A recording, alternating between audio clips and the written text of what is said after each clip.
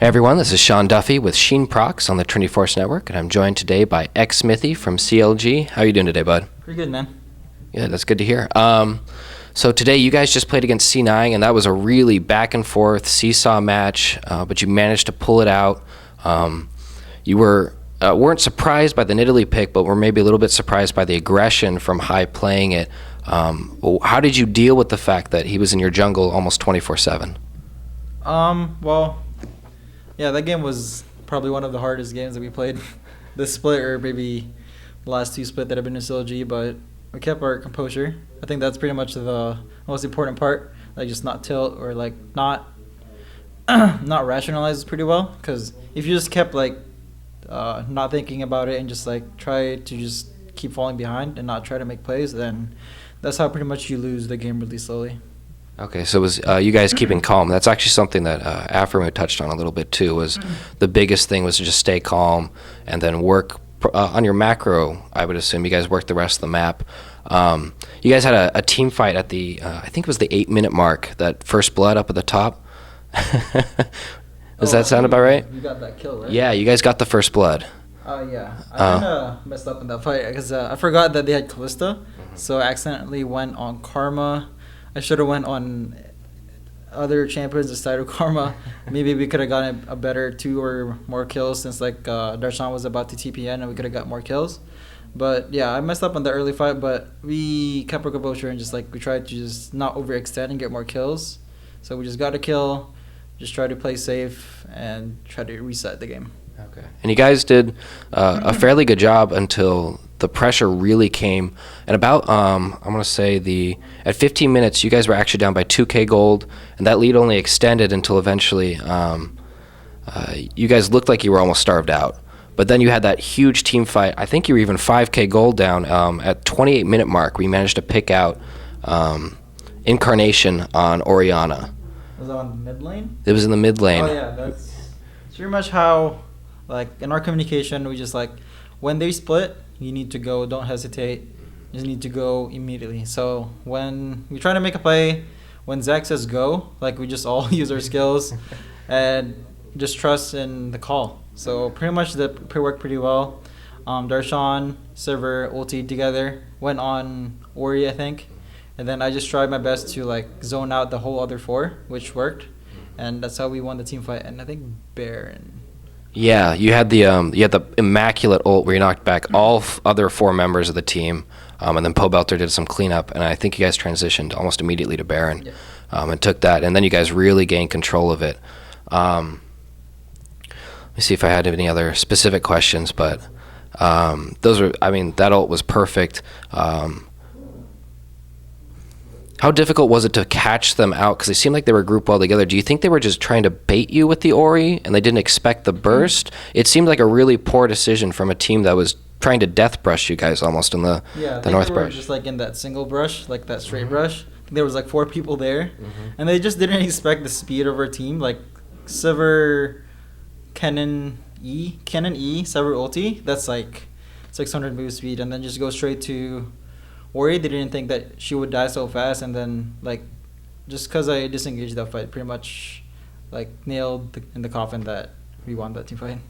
A question regarding that is, I think you rushed the Aegis. Is that right? Yeah, they had Nidalee, Maokai sort of AP damage too, and then they have Ori. And then Ori was really fed that game, so I had to help my team just like try to get some MR and some defense, try to not get bursted, and then I rushed Righteous Glory after that because I didn't really need armor for that fight, for all those fights, since like all I need to do is like disengage and try to accelerate everyone. Just like try to go for the back line and hopefully they die.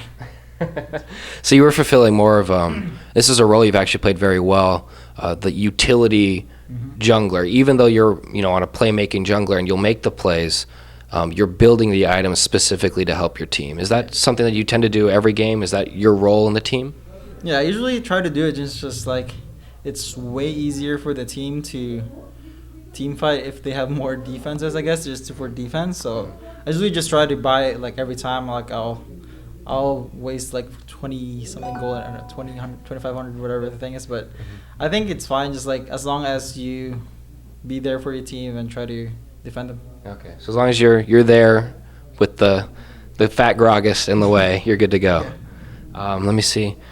I think that was pretty much it. But congrats on the win. It was a great win. It was a really hard fought one. Actually, could you run me through what's going through your guys' mind as you had this ebb and flow team fights down mid lane where they'd chase after you with the Righteous Glory, and then you would Sivir would ult, and then you would pop your Righteous Glory and you would chase them. How did you guys stay calm during that whole thing? So it's just pretty much knowing how the game and the works. So for mid lane, I forget who had Righteous Glory. I think Maka had Righteous Glory. So it's like around 3-4 seconds that they rush in, and then that's like a few seconds that you can react really fast so that they don't expect that you to turn back. So like when they go really slow, you go forward again with like another Righteous Glory. So like that's when you get them like really vulnerable and just like try to like make a play around that time. So it's like that measly like 1 second, 0.5 seconds that you can make a play, which turned it pretty well for us. So you guys just took advantage of that. You guys saw the timing come in. You knew the timing window, and you just snatched the opportunity. Yeah. Usually usually when Zach was like call back, and then he was like, Xmithie, it's your call to like.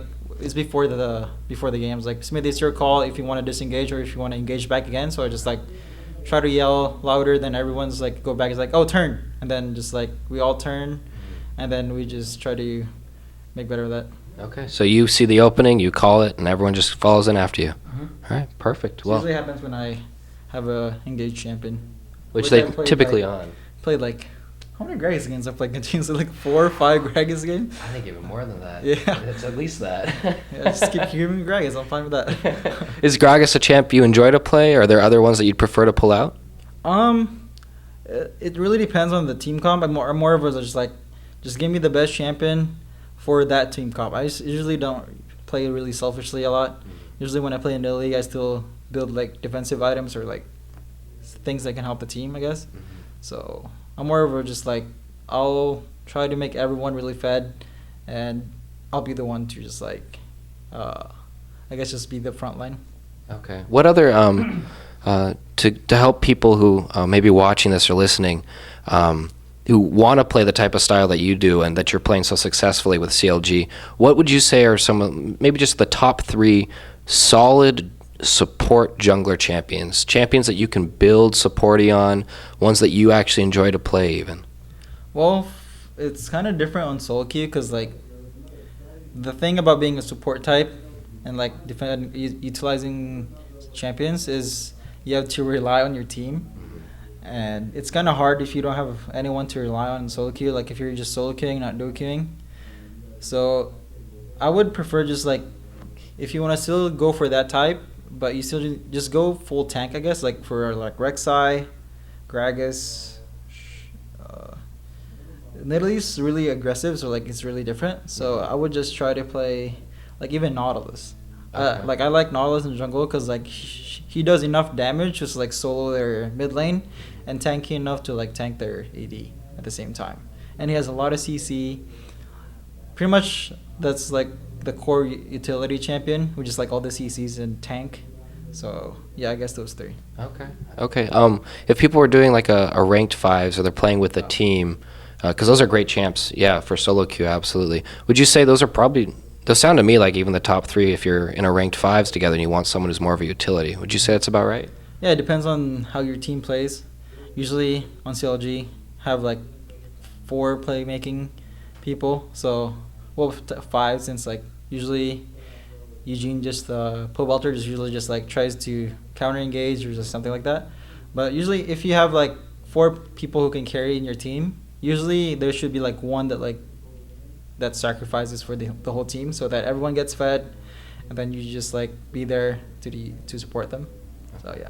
Okay, cool. Well, thank you so much for your time. Do you have any shout outs you want to give, anything like that? Shout out to all my sponsors, Razer, G2A, IFR, and shit.